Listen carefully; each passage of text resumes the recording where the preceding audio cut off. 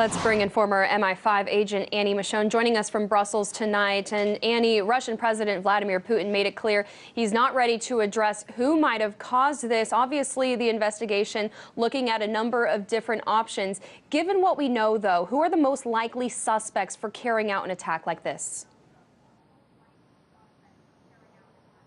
Well, I think he's right not to jump to conclusions. It's all too easy to do that in the aftermath of such a terrible attack. But there are some obvious lead contenders, shall we say. There has been the Chechen Islamic insurgency over the last 20 years. There have also been people from former Soviet states, such as Kyrgyzstan and Uzbekistan, going to join and fight with ISIS.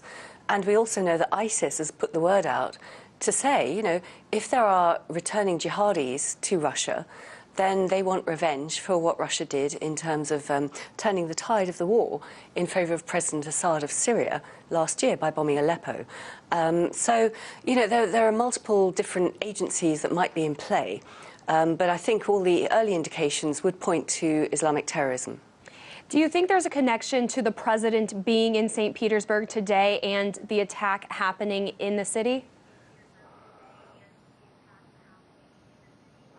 There's a chance, yes. I mean, it will have been announced.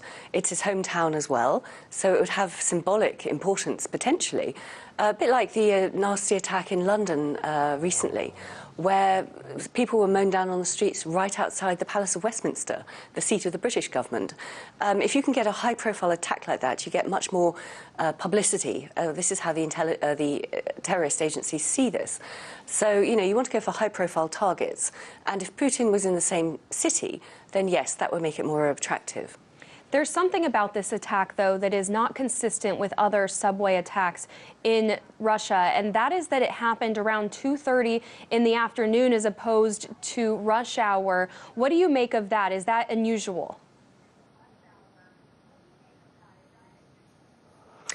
It might well be that the plans are just shifted. I mean, you know, we don't know who is behind this.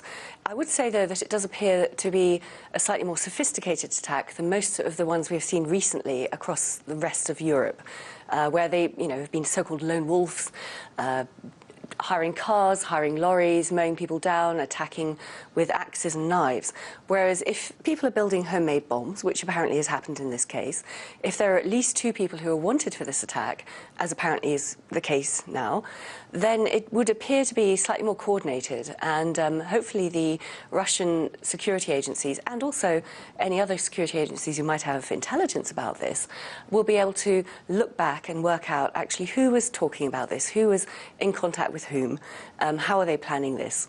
But I do think that this has thrown into deep relief the need for international cooperation to counter the terrorist threat, you know, between America, between Russia, between Britain, between the rest of Europe.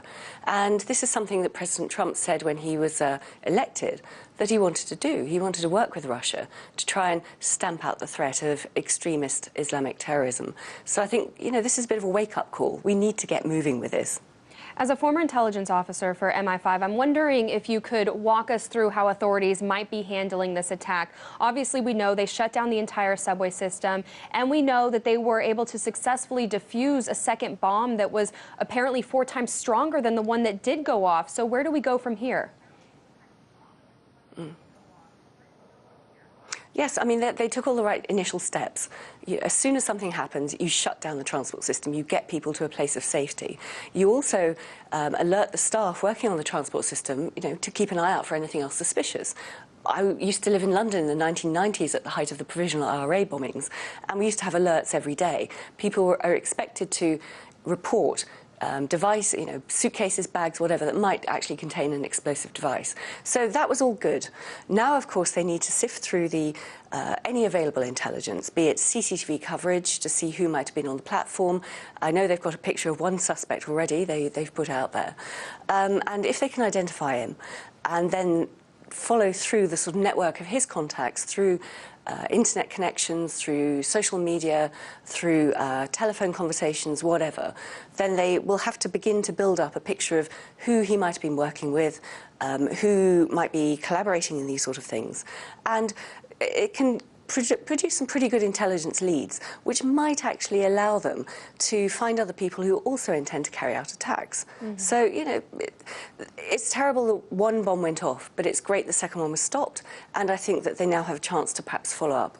Do you see similarities in the attack today to, say, the Metro attack last year in Brussels, where you are, or other recent attacks we've been seeing in different parts of the world?